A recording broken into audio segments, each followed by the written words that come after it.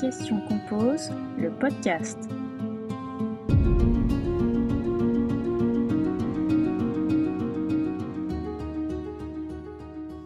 Et bonjour à tous après une longue absence et je suis trop contente de vous retrouver avec mon tout nouveau micro. Alors cette longue absence, je vais pas m'excuser de pas avoir été là parce que je pense pas que vous avez passé 2 mois à être pendu à mes lèvres et à attendre désespérément que mon épisode sorte. Mais quand même, je voulais m'expliquer sur cette longue absence parce que je pense que ça peut vous intéresser. Bon, évidemment, il y a eu la rentrée scolaire, il y a eu les vendanges, j'ai été très occupée, c'est vrai, mais c'est surtout que au mois d'août, j'avais commencé à travailler sur un énorme sujet, la méditation de pleine conscience. Et vous savez que j'ai déjà fait 3 épisodes sur les intoxications fongiques, donc c'est sûr que la méditation de pleine conscience, ça allait me prendre un peu de temps. C'est un gros sujet, d'une part parce qu'il y a énormément d'études sur le sujet, les champs de recherche sont très nombreux, il y a beaucoup de choses à dire, la bibliographie est simplement monstrueuse, mais en plus de tout ça, j'avais aussi beaucoup à dire d'un point de vue un peu plus personnel, un peu plus, disons, expérimental, parce que la méditation c'est aussi une expérience, et il y a beaucoup à dire là-dessus. Et donc j'ai beaucoup réfléchi à comment vous livrer toutes ces réflexions, comment ne pas mélanger évidemment tout ce qui est scientifique avec tout ce qui est plus expérience personnelle, etc. Donc j'en étais là de mes réflexions. Comment aborder l'aspect scientifique, comment ne pas tout mélanger, etc. Quand j'ai écouté l'épisode de Méta de Choc, enfin un des épisodes de Méta de Choc consacré à la méditation. Vous savez que Méta de Choc, qui est un podcast que j'écoute de temps en temps et que j'aime bien, a consacré tout un volet à la méditation de pleine conscience. Donc j'ai écouté quelques épisodes et là vraiment j'ai été choquée, j'ai été méta-choquée, j'ai été pika-choquée, je suis tombée de ma chaise. La méditation serait inutile, ce serait une fake med poussée par des lobbies et elle serait en plus dangereuse.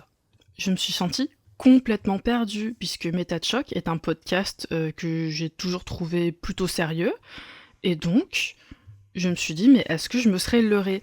Parce que moi, de mon côté, non seulement j'avais déjà un petit peu commencé à faire des recherches bibliographiques, mais il y a quelques années, en amont de commencer moi-même la pratique de la méditation, je m'étais renseignée d'une manière la plus sérieuse possible, c'est-à-dire comme je le fais habituellement, en cherchant des publications scientifiques sur PubMed, etc.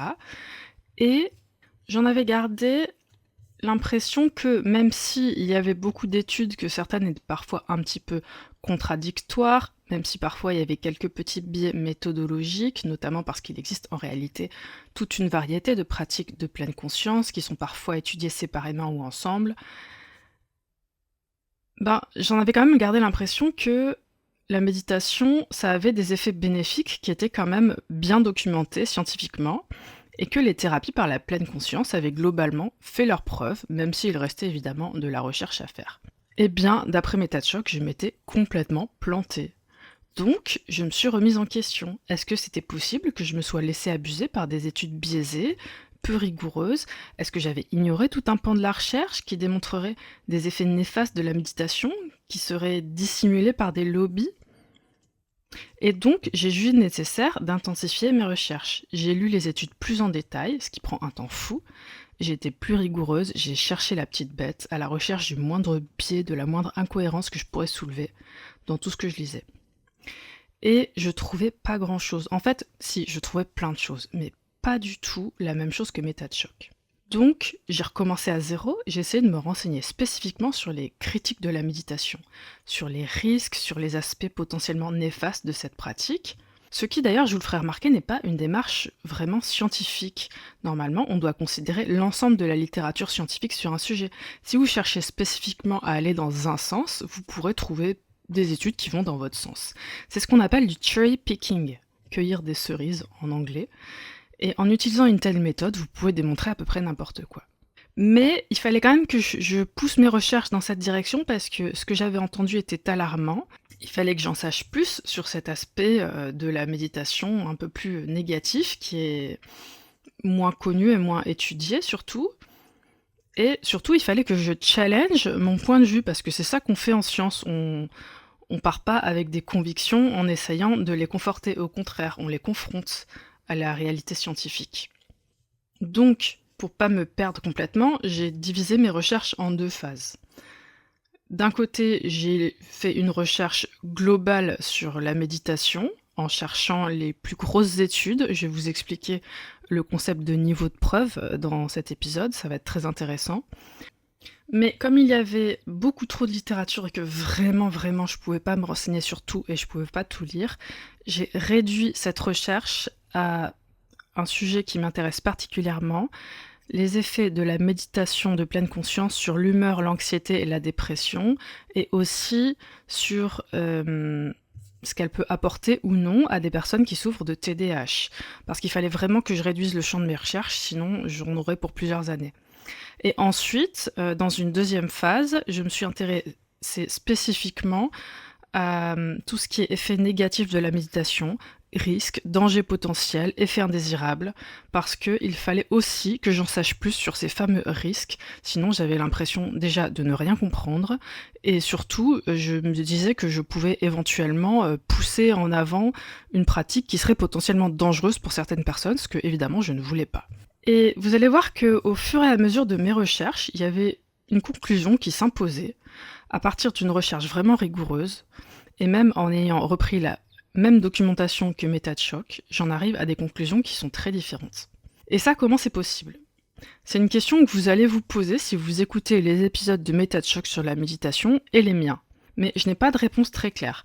Je tenais à dire en tout cas que moi, j'ai fait des recherches le plus exhaustives possible sur le sujet, le plus sérieuse possible en tout cas, le plus objective, et j'ai tiré mes conclusions. Et je ne comprends pas comment Elizabeth Fety, l'autrice de MetaChoc, parvient à ces conclusions, même en lisant sa propre bibliographie, et qui d'ailleurs recoupe en grande partie la mienne, en tout cas pour ce qui est des effets négatifs et néfastes de la méditation. Est-ce qu'elle aurait éventuellement élaboré ses recherches en essayant de conforter son point de vue plutôt que de le challenger ? Si c'était le cas, ce serait une démarche anti-scientifique, mais je ne connais pas Elizabeth Fety, et donc je ne peux pas porter des accusations. Tout ce que je peux faire, en tout cas, c'est vous expliquer comment moi j'ai mené mes recherches de mon côté, pour que vous compreniez quel a été mon processus, et pour que vous ne pensiez pas que j'ai sélectionné des études qui m'amenaient dans un sens ou dans l'autre, parce que c'est absolument pas ce que j'ai fait. Ce que je vais vous présenter, c'est une revue la plus objective possible, et bien sûr, en tant que scientifique de formation, j'ai conscience que l'objectivité parfaite et absolue n'existe pas. Néanmoins, j'ai fait mon possible pour m'en rapprocher. L'écoute de MetaChoc m'a poussée à être plus rigoureuse, plus critique, à lire plus attentivement les articles, à prêter attention aux éventuels biais de ce que je trouvais, etc. Bref, j'avais comme tout le monde des idées, des théories, des points de vue, peut-être des idées préconçues, et je les ai mises à l'épreuve de la science et je n'ai pas cherché à les conforter. Voilà pour ce qui est d'expliquer ma longue absence. J'étais vraiment en train de bosser là-dessus. Alors, j'avoue que je crains un peu aussi qu'on puisse m'accuser de parti pris parce que je médite moi-même. Donc, je tiens à préciser 2 choses. D'abord, je ne vais pas défendre les bienfaits de la méditation parce que je médite. Ma démarche est totalement inverse. J'ai commencé la méditation parce que ces bénéfices commençaient à être reconnus scientifiquement.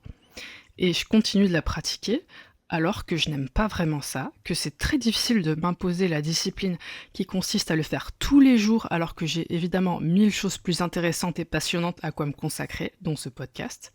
N'oubliez pas que je souffre de TDAH assez sévère, je suis très hyperactive et je peux vous dire que s'asseoir chaque jour pendant 20 longues minutes sans rien faire, c'est quelque chose qui est toujours très difficile pour moi. Et je pense que je n'y arriverai jamais si j'avais le moindre doute quant aux bénéfices de cette pratique. Et je précise également une chose très importante, le fait que la méditation me fasse du bien personnellement n'entre absolument pas en ligne de compte quand il s'agit d'évaluer les bienfaits de la pratique d'un point de vue scientifique. Parce que, comme je vais vous l'expliquer en détail dans cet épisode, une expérience personnelle n'a aucune valeur de preuve scientifique. Donc, je vais consacrer cet épisode et le prochain à l'aspect scientifique et rationnel de la méditation, et je ne parlerai de choses un peu plus personnelles que dans les épisodes suivants, si ça vous intéresse. Une dernière chose qu'il m'est peut-être nécessaire de préciser, parce que je crois que dans MetaChoc, il a été question de lobby, donc si jamais c'était nécessaire, je précise quand même que je n'ai aucun intérêt personnel à promouvoir quelques pratiques de méditation que ce soit. Je n'ai ni livre à vendre, ni programme à distribuer, ni de conseils à donner. Enfin, éventuellement, je peux donner des conseils, mais ce sera totalement gratuit et ce sera seulement si on me le demande. Je n'ai aucune action chez Christophe Fandré ou chez le Dalai Lama. Je suis juste une humble artiste autodidacte, mais je suis aussi scientifique de formation, c'est très important. Et je mets cette formation scientifique à votre service pour vous informer, pour vous divertir, pour vous intéresser. Et je prends ma mission de vulgarisation très au sérieux. J'ai quand même une éthique de travail qui ne me permet pas de déformer une vérité scientifique dans un sens ou dans l'autre. Je sais que beaucoup d'entre vous vont m'écouter d'une oreille distraite en faisant votre sport ou votre ménage, mais pour moi, ça ne change rien. Peu importe la façon dont vous écoutez ce podcast, vous l'écoutez comme vous voulez, mais moi de mon côté, je tiens à ce que les informations que je partage ici soient les plus exactes possibles. Voilà, ce long préambule donc était nécessaire, je crois, pour bien comprendre ce qui va suivre. Donc je vais vous expliquer sur quoi vont porter les prochains épisodes. Dans celui-ci, je vais essayer de répondre le plus objectivement possible à la question suivante. Selon l'état actuel des connaissances scientifiques, quels sont les bénéfices de la méditation pour améliorer l'humeur, diminuer l'anxiété, les symptômes dépressifs et aider les personnes atteintes de TDAH? Je tiens à préciser qu'on ne peut pas résumer la méditation à un outil thérapeutique pour combattre l'anxiété et la dépression, d'une part parce qu'elle a beaucoup d'autres champs d'application possibles sur lesquels je ne vais pas me prononcer ici. Par exemple, il me semble qu'on l'utilise pour améliorer les performances à l'école ou au travail, ou que sais-je encore. Donc là-dessus, je n'ai aucun avis, je ne me suis pas renseignée parce que je ne pouvais pas évidemment me renseigner sur tout, je le redis, mais ça prend énormément de temps de lire les articles. Et il ne faut pas oublier non plus que la méditation est une composante essentielle de certaines pratiques religieuses ou spirituelles. Et sur tout ça, je n'ai pas d'avis du tout, je ne me prononcerai pas. Je me contente de l'évaluer ici comme outil thérapeutique dans les domaines qui m'intéressent. Et vous verrez que c'est déjà un travail conséquent. Ensuite, dans le prochain épisode, je discuterai des effets indésirables potentiels ou des risques de la méditation de pleine conscience, puisque c'est un sujet que j'ai spécifiquement essayé de comprendre. Ça me tenait beaucoup à cœur. Je trouverai complètement non éthique de parler uniquement des bons côtés d'une pratique en omettant ses risques éventuels et en omettant les critiques légitimes ou pas légitimes qu'on pourrait lui adresser. Voilà, je pense que c'est important. Et c'est seulement une fois que ça sera fait qu'on pourra aborder la méditation d'un point de vue plus subjectif, parce que la méditation n'est pas qu'un objet de recherche, c'est avant tout une expérience. Et en tant qu'adulte qui souffre à la fois de TDAH, de troubles anxieux et de dépression récurrente, j'essaierai de vous parler de la pratique de la méditation, de comment surmonter les défis qu'elle représente, en particulier quand on est hyperactif, et qu'il s'agit de rester assis sans rien faire pendant 5, 10, 20 minutes, 1 heure, 2 heures. C'est une perspective qui semble totalement horrible, totalement impossible, et pourtant, des gens y arrivent très bien. Donc, comment méditer? Qu'est-ce que ça apporte? Qu'est-ce que ça change? J'essaierai de répondre à ces questions en me basant pas seulement sur mon expérience, mais aussi sur l'expérience d'autres personnes et sur des lectures en dehors de la littérature scientifique, on va dire. J'ai aussi suivi pas mal de programmes de pleine conscience dont on va parler. Donc voilà, j'espère que ça vous intéressera, que vous pratiquiez la méditation ou non. Et en fait, je suis sûre que ça vous intéressera parce que c'est un sujet absolument fascinant.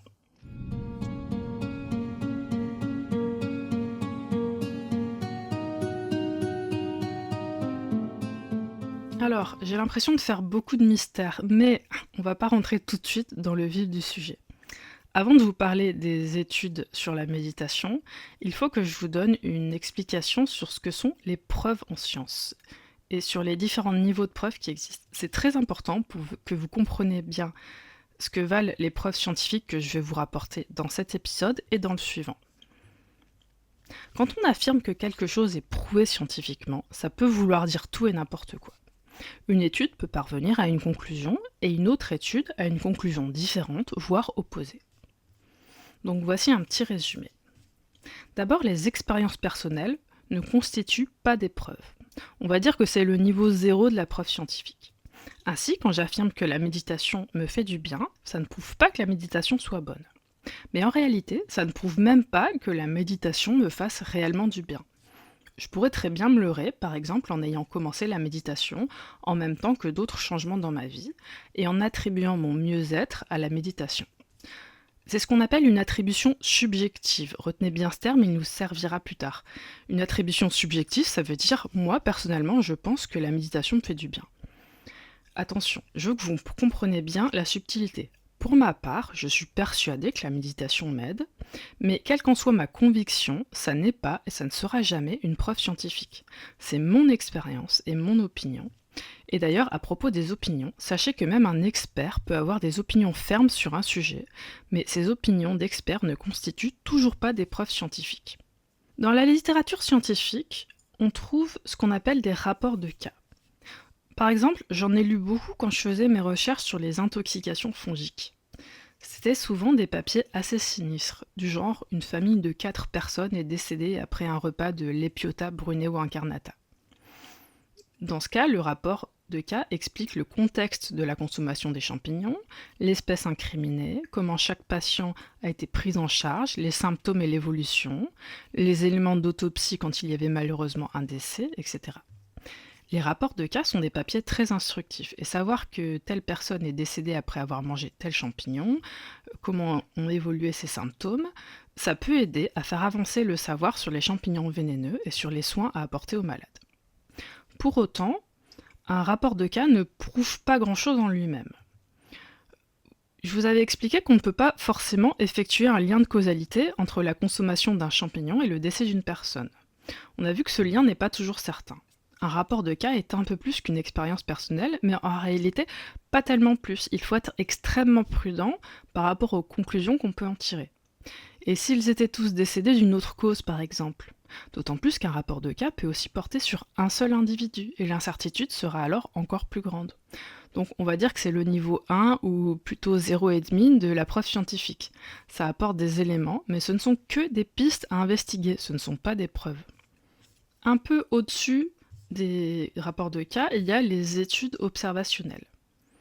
On le comprend, le nombre de participants à une étude est important, parce que si une personne a mangé tel champignon et est décédée, on ne peut pas en conclure grand-chose. Mais si c'est 7, 8 ou 100 personnes, on commencera à bien soupçonner quand même ce champignon. Donc une étude observationnelle, ça consiste à mesurer, via des questionnaires, certaines variables dans la population. Par exemple, pour la méditation, on pourrait sans problème établir, grâce à des questionnaires, que les méditants seraient moins anxieux que la population générale. Ah! Mais on sait aussi que l'anxiété rend difficile le fait de méditer. Et donc on pourrait très bien dire que les gens moins anxieux ont tendance à méditer davantage. Donc comment en conclure que la méditation réduit ou non l'anxiété? C'est impossible. Comme on le voit, on ne peut établir que des corrélations et pas des causalités. Et c'est très difficile d'interpréter ces corrélations. Donc la prudence s'impose. Pour avoir davantage de certitude sur la causalité d'un traitement ou d'une intervention, comme la méditation, il faut donc passer à l'étape supérieure, l'expérience. Donc on va effectuer ce qu'on appelle un essai randomisé. Randomisé parce que les participants doivent être distribués aléatoirement dans le groupe traité et dans le groupe de contrôle. C'est important parce que si on laisse les uns prendre le traitement ou bénéficier de l'intervention ou non selon leur bon vouloir, on risque de se retrouver avec des biais. Si on teste une molécule, certains participants tirés au sort recevront le médicament et d'autres un placebo. Mais si on teste une intervention, comme par exemple la méditation de pleine conscience, c'est un peu plus compliqué. Donc on aura différentes sortes de groupes contrôle. Parfois, le groupe contrôle ne fait rien, ou encore les participants de ce groupe sont sur liste d'attente durant l'expérience. C'est ce qu'on appelle un groupe contrôle passif. Ça va permettre d'avoir quelque chose à comparer, le groupe ayant médité et le groupe n'ayant pas médité. Cette fois, si par exemple les gens ayant médité sont moins anxieux, on ne pourra pas attribuer leur bien-être à d'éventuelles dispositions qu'ils auraient eues, vu qu'ils ont été choisis aléatoirement. Mais ce type de groupe de contrôle n'est pas parfait, parce que même si c'est mieux que rien, ça ne permet pas d'attribuer vraiment spécifiquement les effets observés à la méditation. On pourrait encore penser que les bénéfices sont dus au fait d'avoir fait quelque chose ou reçu une intervention. C'est ce qu'on appelle l'effet placebo. Il existe pour les médicaments, mais il existe aussi pour d'autres types de traitements. Donc, on utilise de plus en plus ce qu'on appelle un groupe contrôle actif, c'est-à-dire un groupe de gens ayant fait quelque chose ou reçu une intervention neutre. On va effectuer ce qu'on pourrait appeler une intervention placebo. Par exemple, pour évaluer les bénéfices de l'exercice physique chez les personnes dépressives, le groupe traité va faire de la marche sur un tapis de marche, tandis que le groupe contrôle va lire des magazines ou des livres, ce qui est considéré comme une expérience neutre vis-à-vis de la dépression. Ainsi, si les personnes ayant marché ressentent davantage de bien-être que les personnes ayant lu, on pourra en déduire que l'exercice physique est bon pour lutter contre les symptômes de la dépression. Et, spoiler, c'est le cas. L'exercice physique serait même 1,5 fois plus efficace que les traitements médicamenteux pour réduire les symptômes de la dépression. Ce qui ne veut pas dire d'ailleurs qu'on ne peut pas utiliser les deux. Dans le cas de la pleine conscience, le groupe contrôle actif peut recevoir plusieurs types d'interventions. La sham meditation, ou méditation factice, consiste à faire aux participants quelque chose qui ressemble à de la méditation, mais qui n'en est pas, comme par exemple des exercices de respiration. Tous les participants vont par exemple utiliser la même application pour faire des exercices, mais un des groupes va faire de la méditation de pleine conscience et l'autre non. Il existe également ce qu'on appelle le Health Enhancement Program. Excusez mon anglais, c'est très difficile à prononcer. Donc en français, programme d'amélioration de la santé. Pour comprendre exactement ce que c'est, il faut avoir une petite idée de comment se déroule une intervention basée sur la pleine conscience. En général, on se réunit à plusieurs personnes, ce sont des sessions de groupe, 1 fois par semaine par exemple. Généralement ça dure 8 semaines. Et on va recevoir des explications sur la santé mentale, des instructions. On va aussi échanger entre les participants sur nos expériences et on va méditer. Donc le Health Enhancement, décidément j'arrive pas à prononcer ça, le programme d'amélioration de la santé, c'est en gros tout ça sauf la méditation. Donc c'est un programme structuré qui offre une expérience similaire en termes de temps, d'attention et d'activité de groupe, mais sans les composants méditatifs. Donc c'est un très bon contrôle actif qui permet vraiment d'isoler les effets spécifiques de la méditation, en contrôlant des facteurs comme l'attention, l'engagement social et les attentes des participants. Certaines études vont également comparer l'effet de la méditation de pleine conscience à l'effet d'un traitement dont l'efficacité a déjà été prouvée. Donc ces études comparent la méditation de pleine conscience à des thérapies comportementales cognitives dont l'efficacité est reconnue scientifiquement, mais aussi avec des traitements pharmacologiques, par exemple des benzodiazépines contre l'anxiété. Donc ça va permettre de conclure est-ce qu'une intervention à base de méditation est moins efficace, aussi efficace ou plus efficace que ces traitements fondés sur des preuves. Tout ça est très important pour comprendre comment la recherche est menée pour évaluer les effets de la méditation de pleine conscience. On le voit, un essai randomisé peut apporter différents niveaux de preuves selon le nombre de participants, la qualité du groupe de contrôle, etc. Mais pour autant, même si une étude faite sur un grand nombre de participants démontre la supériorité de la méditation de pleine conscience sur un groupe contrôle actif, ce n'est pas le niveau de preuve le plus élevé en sciences, d'autant plus si par exemple une autre étude du même type ne conclut pas à la même chose. Parce que oui, ça peut arriver, les études sur un même sujet peuvent non seulement parvenir à des conclusions différentes, mais même parfois contradictoires. Alors attention, petite parenthèse, parce que vraiment là je vais pinailler, dans l'exemple que je viens de citer, on ne peut pas parler de contradiction au sens scientifique du terme. Ce n'est pas parce qu'une étude ne trouve pas de bénéfices à la méditation qu'on peut en conclure que ces bénéfices n'existent pas. C'est un principe essentiel en science, que l'absence de preuve n'est pas la preuve de l'absence. Ça peut vouloir dire que les auteurs de la deuxième étude ont échoué à en démontrer l'efficacité. Pour autant, que faire quand des études sérieuses, les unes et les autres, arrivent à différentes conclusions? Eh bien, dans ce cas, on va faire une review, avec ou sans méta-analyse. Je m'explique. Une review, en français une revue systématique, consiste à compiler un très grand nombre d'études sur un sujet donné et à regarder les résultats qui s'en dégagent. La méta-analyse consiste, elle, à faire la même chose, mais en réutilisant les données obtenues lors de différentes études, pour refaire une analyse statistique de toutes les données qui ont été trouvées dans toutes les études retenues pour la revue systématique, sachant que les auteurs d'une revue systématique vont évaluer le sérieux des études et en retenir certaines et en rejeter d'autres. Donc la revue systématique avec méta-analyse est le niveau de preuve le plus élevé en sciences. Ça permet de dégager ce qui serait le plus proche d'une vérité scientifique ou d'un consensus, ce à quoi une seule étude ne peut absolument pas prétendre, même si elle est très sérieuse. Bon, tout ceci est très intéressant, mais c'est aussi très utile pour comprendre de quoi on parle quand on évoque des preuves scientifiques, et j'espère que ça va vous permettre de vous faire une opinion solide à partir des données que je vais vous partager. Donc si vous le voulez bien, on ne va pas perdre davantage de temps. Pour parler des bénéfices potentiels de la méditation, il existe des méta-analyses, donc on va se passer des expériences personnelles, des études de cas, des études observationnelles, on va même se passer des essais randomisés quand c'est possible. On va directement passer aux revues systématiques, avec ou sans méta-analyse, de préférence avec évidemment, qui condense les résultats de nombreux essais randomisés pour évaluer l'efficacité des thérapies basées sur la pleine conscience.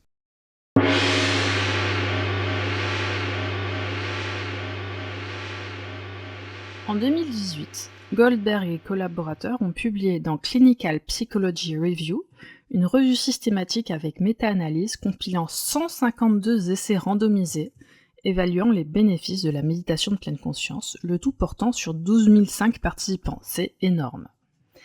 Ces essais randomisés avaient plusieurs types de groupes contrôle. Donc Goldberg et collaborateurs ont classé les groupes de contrôle en 5 catégories selon leur rigueur.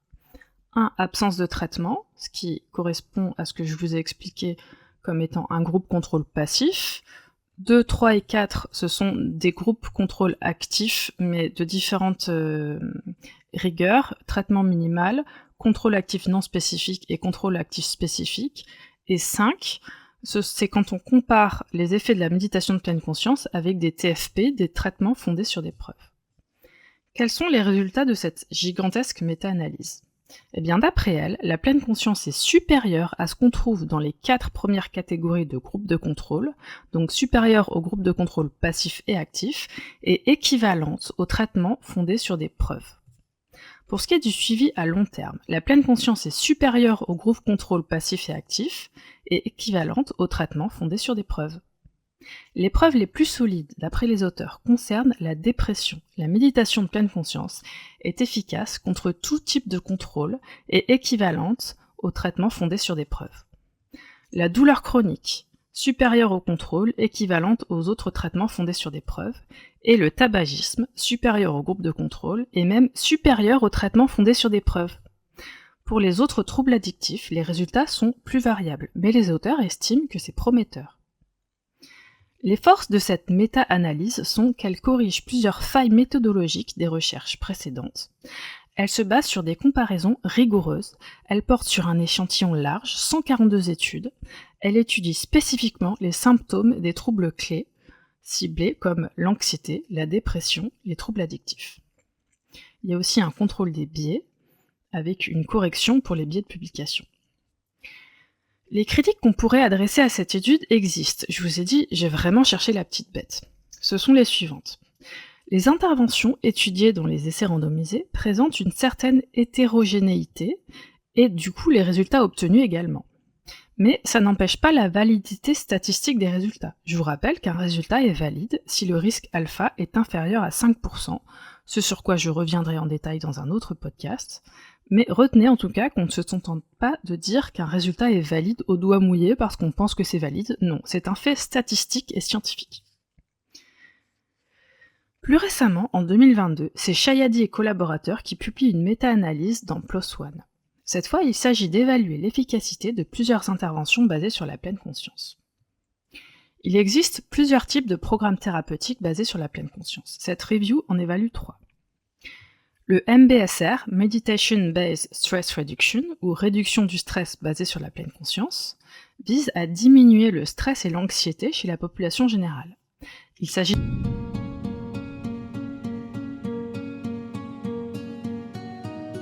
Les questions qu'on pose, le podcast.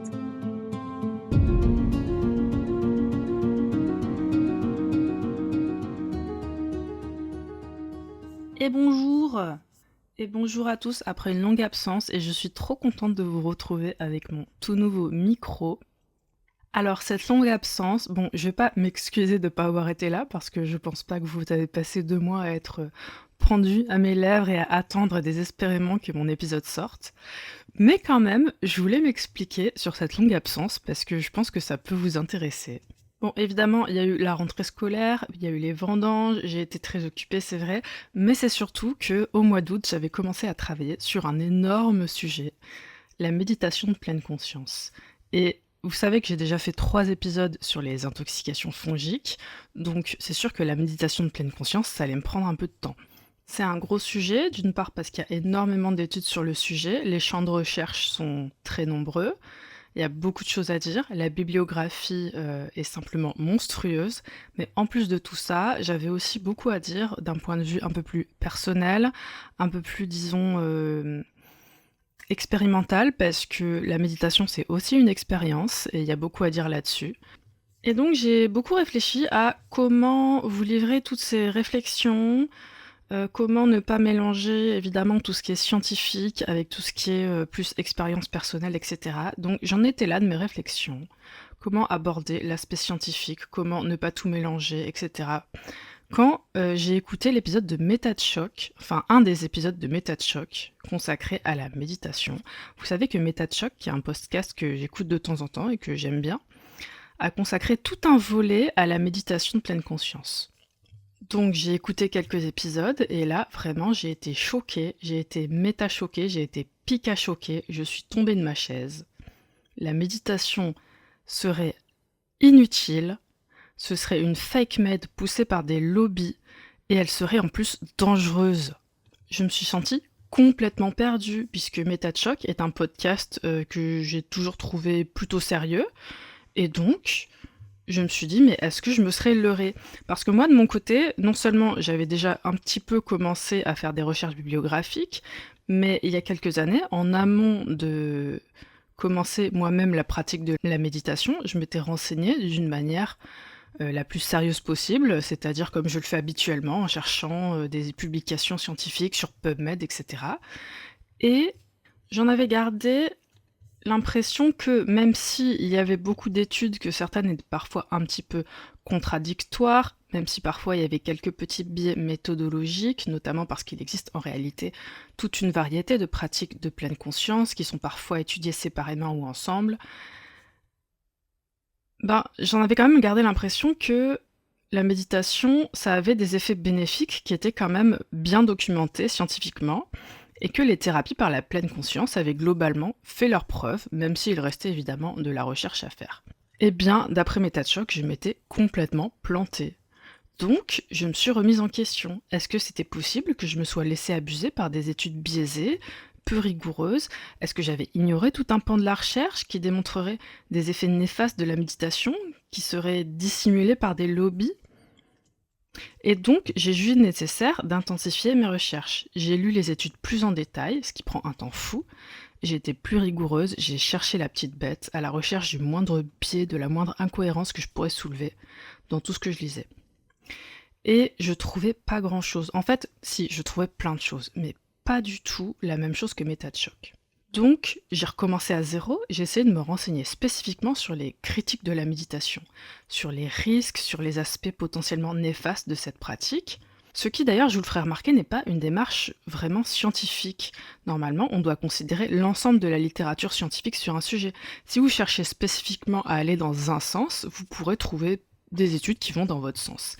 C'est ce qu'on appelle du cherry picking, cueillir des cerises en anglais. Et en utilisant une telle méthode, vous pouvez démontrer à peu près n'importe quoi. Mais il fallait quand même que je pousse mes recherches dans cette direction parce que ce que j'avais entendu était alarmant.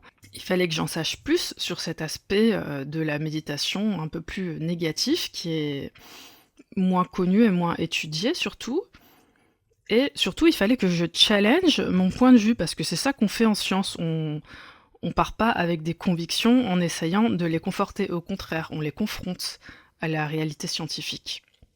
Donc, pour pas me perdre complètement, j'ai divisé mes recherches en 2 phases.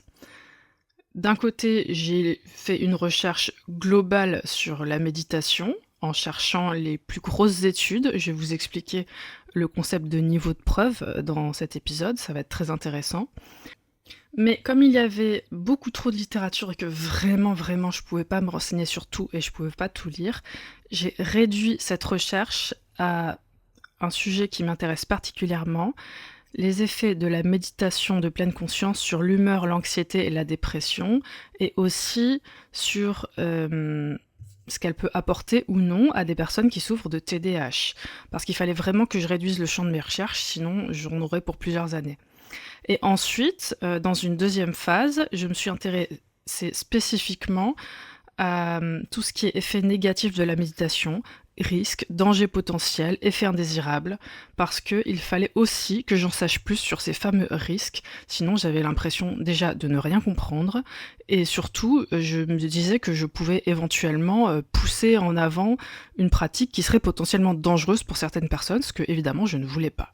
Et vous allez voir qu'au fur et à mesure de mes recherches, il y avait une conclusion qui s'imposait, à partir d'une recherche vraiment rigoureuse, et même en ayant repris la même documentation que MetaChoc, j'en arrive à des conclusions qui sont très différentes. Et ça, comment c'est possible ?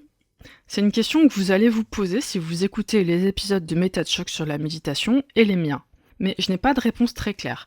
Je tenais à dire en tout cas que moi, j'ai fait des recherches le plus exhaustives possible sur le sujet, le plus sérieuse possible en tout cas, le plus objective, et j'ai tiré mes conclusions. Et je ne comprends pas comment Elizabeth Fetty, l'autrice de MetaChoc, parvient à ces conclusions, même en lisant sa propre bibliographie, et qui d'ailleurs recoupe en grande partie la mienne, en tout cas pour ce qui est des effets négatifs et néfastes de la méditation. Est-ce qu'elle aurait éventuellement élaboré ses recherches en essayant de conforter son point de vue plutôt que de le challenger ? Si c'était le cas, ce serait une démarche anti-scientifique, mais je ne connais pas Elizabeth Fetty, et donc je ne peux pas porter des accusations. Tout ce que je peux faire, en tout cas, c'est vous expliquer comment moi j'ai mené mes recherches de mon côté, pour que vous compreniez quel était mon processus, et pour que vous ne pensiez pas que j'ai sélectionné des études qui m'amenaient dans un sens ou dans l'autre, parce que c'est absolument pas ce que j'ai fait. Ce que je vais vous présenter, c'est une revue la plus objective possible, et bien sûr, en tant que scientifique de formation, j'ai conscience que l'objectivité parfaite et absolue n'existe pas. Néanmoins, j'ai fait mon possible pour m'en rapprocher. L'écoute de MetaChoc m'a poussée à être plus rigoureuse, plus critique, à lire plus attentivement les articles, à prêter attention aux éventuels biais de ce que je trouvais, etc. Bref, j'avais comme tout le monde des idées, des théories, des points de vue, peut-être des idées préconçues, et je les ai mises à l'épreuve de la science et je n'ai pas cherché à les conforter. Voilà pour ce qui est d'expliquer ma longue absence. J'étais vraiment en train de bosser là-dessus. Alors, j'avoue que je crains un peu aussi qu'on puisse m'accuser de parti pris parce que je médite moi-même. Donc, je tiens à préciser 2 choses. D'abord, je ne vais pas défendre les bienfaits de la méditation parce que je médite. Ma démarche est totalement inverse. J'ai commencé la méditation parce que ces bénéfices commençaient à être reconnus scientifiquement. Et je continue de la pratiquer alors que je n'aime pas vraiment ça, que c'est très difficile de m'imposer la discipline qui consiste à le faire tous les jours alors que j'ai évidemment 1000 choses plus intéressantes et passionnantes à quoi me consacrer, dont ce podcast. N'oubliez pas que je souffre de TDAH assez sévère, je suis très hyperactive et je peux vous dire que s'asseoir chaque jour pendant 20 longues minutes sans rien faire, c'est quelque chose qui est toujours très difficile pour moi. Et je pense que je n'y arriverai jamais si j'avais le moindre doute quant aux bénéfices de cette pratique. Et je précise également une chose très importante, le fait que la méditation me fasse du bien personnellement n'entre absolument pas en ligne de compte quand il s'agit d'évaluer les bienfaits de la pratique d'un point de vue scientifique. Parce que, comme je vais vous l'expliquer en détail dans cet épisode, une expérience personnelle n'a aucune valeur de preuve scientifique. Donc, je vais consacrer cet épisode et le prochain à l'aspect scientifique et rationnel de la méditation, et je ne parlerai de choses un peu plus personnelles que dans les épisodes suivants, si ça vous intéresse. Une dernière chose qu'il m'est peut-être nécessaire de préciser, parce que je crois que dans MetaChoc, il a été question de lobby, donc si jamais c'était nécessaire, je précise quand même que je n'ai aucun intérêt personnel à promouvoir quelques pratiques de méditation que ce soit. Je n'ai ni livre à vendre, ni programme à distribuer, ni de conseils à donner. Enfin, éventuellement, je peux donner des conseils, mais ce sera totalement gratuit et ce sera seulement si on me le demande. Je n'ai aucune action chez Christophe Fandré ou chez le Dalai Lama. Je suis juste une humble artiste autodidacte, mais je suis aussi scientifique de formation, c'est très important. Et je mets cette formation scientifique à votre service pour vous informer, pour vous divertir, pour vous intéresser. Et je prends ma mission de vulgarisation très au sérieux. J'ai quand même une éthique de travail qui ne me permet pas de déformer une vérité scientifique dans un sens ou dans l'autre. Je sais que beaucoup d'entre vous vont m'écouter d'une oreille distraite en faisant votre sport ou votre ménage, mais pour moi, ça ne change rien. Peu importe la façon dont vous écoutez ce podcast, vous l'écoutez comme vous voulez, mais moi de mon côté, je tiens à ce que les informations que je partage ici soient les plus exactes possibles. Voilà, ce long préambule donc était nécessaire, je crois, pour bien comprendre ce qui va suivre. Donc je vais vous expliquer sur quoi vont porter les prochains épisodes. Dans celui-ci, je vais essayer de répondre le plus objectivement possible à la question suivante. Selon l'état actuel des connaissances scientifiques, quels sont les bénéfices de la méditation pour améliorer l'humeur, diminuer l'anxiété, les symptômes dépressifs et aider les personnes atteintes de TDAH? Je tiens à préciser qu'on ne peut pas résumer la méditation à un outil thérapeutique pour combattre l'anxiété et la dépression, d'une part parce qu'elle a beaucoup d'autres champs d'application possibles sur lesquels je ne vais pas me prononcer ici. Par exemple, il me semble qu'on l'utilise pour améliorer les performances à l'école ou au travail ou que sais-je encore. Donc là-dessus, je n'ai aucun avis, je ne me suis pas renseignée parce que je ne pouvais pas évidemment me renseigner sur tout, je le redis, mais ça prend énormément de temps de lire les articles. Et il ne faut pas oublier non plus que la méditation est une composante essentielle de certaines pratiques religieuses ou spirituelles. Et sur tout ça, je n'ai pas d'avis du tout, je ne me prononcerai pas. Je me contente de l'évaluer ici comme outil thérapeutique dans les domaines qui m'intéressent. Et vous verrez que c'est déjà un travail conséquent. Ensuite, dans le prochain épisode, je discuterai des effets indésirables potentiels ou des risques de la méditation de pleine conscience, puisque c'est un sujet que j'ai spécifiquement essayé de comprendre. Ça me tenait beaucoup à cœur. Je trouverai complètement non éthique de parler uniquement des bons côtés d'une pratique en omettant ses risques éventuels et en omettant les critiques légitimes ou pas légitimes qu'on pourrait lui adresser. Voilà, je pense que c'est important. Et c'est seulement une fois que ça sera fait qu'on pourra aborder la méditation d'un point de vue plus subjectif, parce que la méditation n'est pas qu'un objet de recherche, c'est avant tout une expérience. Et en tant qu'adulte qui souffre à la fois de TDAH, de troubles anxieux et de dépression récurrente, j'essaierai de vous parler de la pratique de la méditation, de comment surmonter les défis qu'elle représente, en particulier quand on est hyperactif, et qu'il s'agit de rester assis sans rien faire pendant 5, 10, 20 minutes, 1 heure, 2 heures. C'est une perspective qui semble totalement horrible, totalement impossible, et pourtant, des gens y arrivent très bien. Donc, comment méditer? Qu'est-ce que ça apporte? Qu'est-ce que ça change? J'essaierai de répondre à ces questions en me basant pas seulement sur mon expérience, mais aussi sur l'expérience d'autres personnes, sur des lectures, en dehors de la littérature scientifique, on va dire. J'ai aussi suivi pas mal de programmes de pleine conscience dont on va parler. Donc voilà, j'espère que ça vous intéressera, que vous pratiquiez la méditation ou non. Et en fait, je suis sûre que ça vous intéressera parce que c'est un sujet absolument fascinant.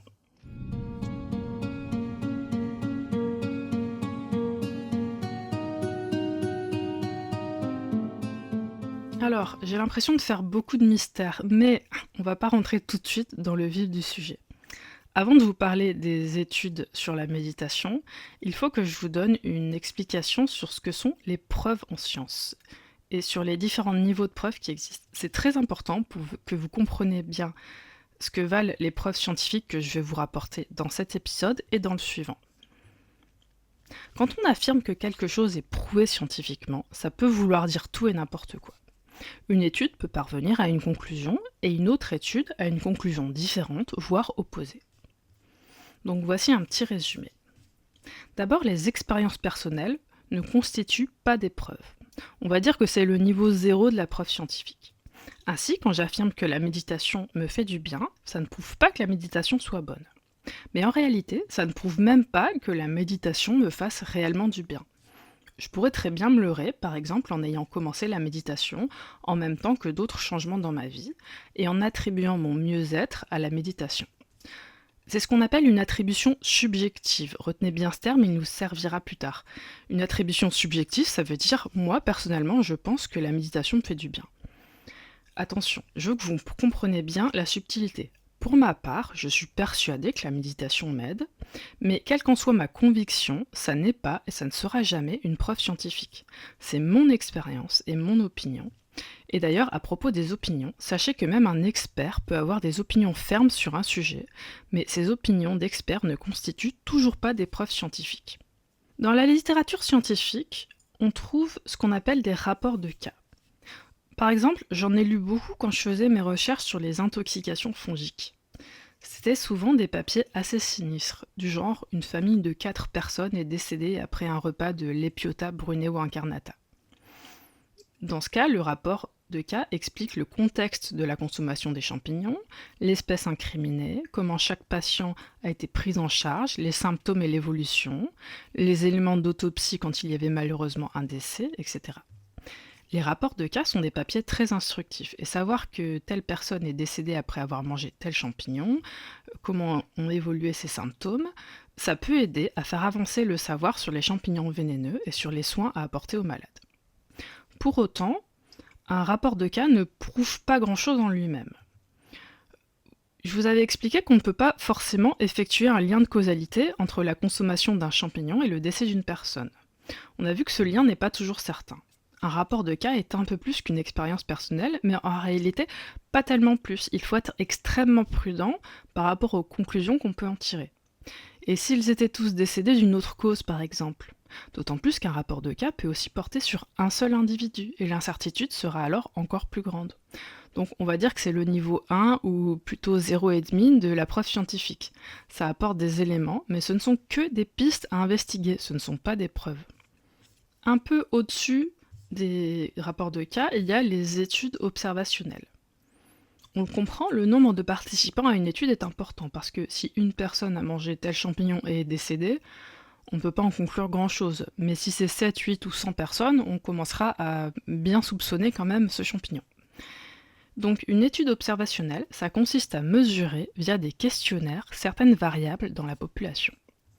Par exemple, pour la méditation, on pourrait sans problème établir, grâce à des questionnaires, que les méditants seraient moins anxieux que la population générale. Ah! Mais on sait aussi que l'anxiété rend difficile le fait de méditer. Et donc on pourrait très bien dire que les gens moins anxieux ont tendance à méditer davantage. Donc comment en conclure que la méditation réduit ou non l'anxiété? C'est impossible. Comme on le voit, on ne peut établir que des corrélations et pas des causalités. Et c'est très difficile d'interpréter ces corrélations. Donc la prudence s'impose.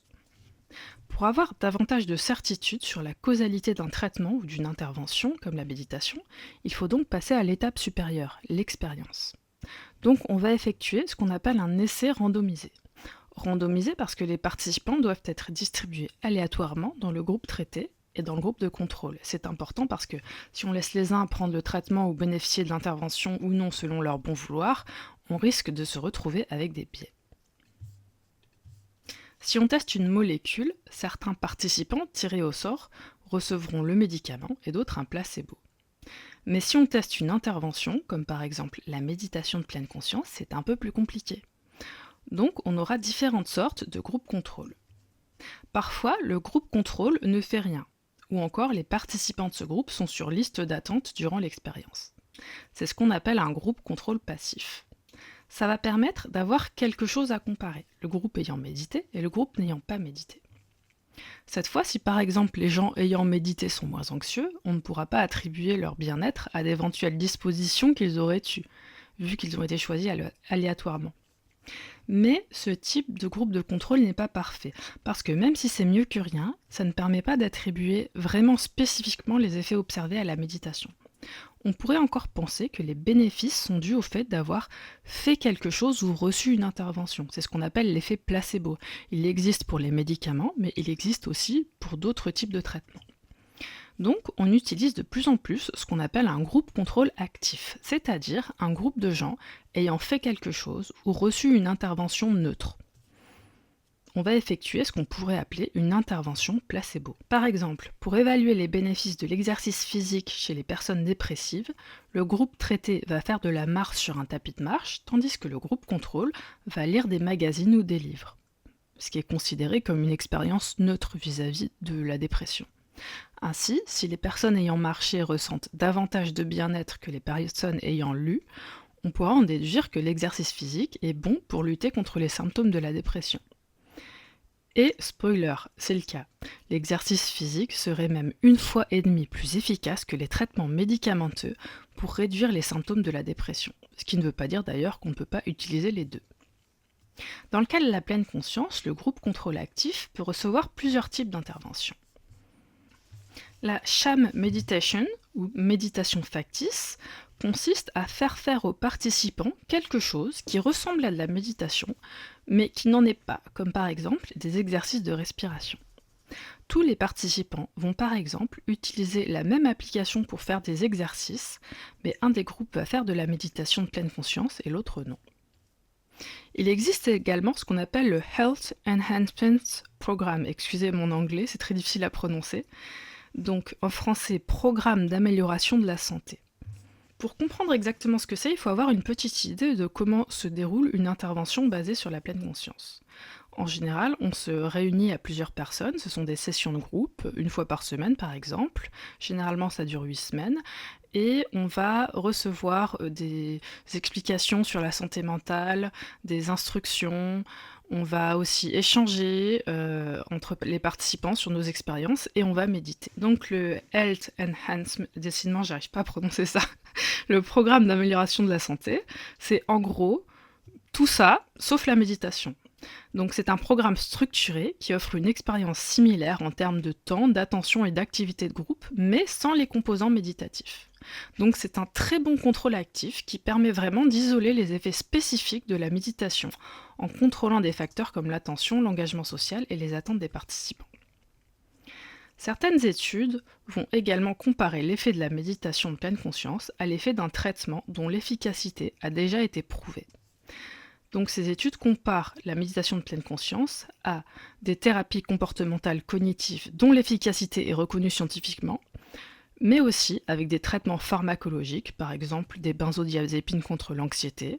Donc ça va permettre de conclure est-ce qu'une intervention à base de méditation est moins efficace, aussi efficace ou plus efficace que ces traitements fondés sur des preuves.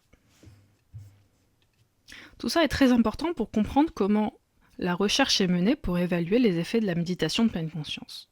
On le voit, un essai randomisé peut apporter différents niveaux de preuves selon le nombre de participants, la qualité du groupe de contrôle, etc. Mais pour autant, même si une étude faite sur un grand nombre de participants démontre la supériorité de la méditation de pleine conscience sur un groupe contrôle actif, ce n'est pas le niveau de preuve le plus élevé en sciences, d'autant plus si par exemple une autre étude du même type ne conclut pas à la même chose. Parce que oui, ça peut arriver, les études sur un même sujet peuvent non seulement parvenir à des conclusions différentes, mais même parfois contradictoires. Alors attention, petite parenthèse, parce que vraiment là je vais pinailler, dans l'exemple que je viens de citer, on ne peut pas parler de contradiction au sens scientifique du terme.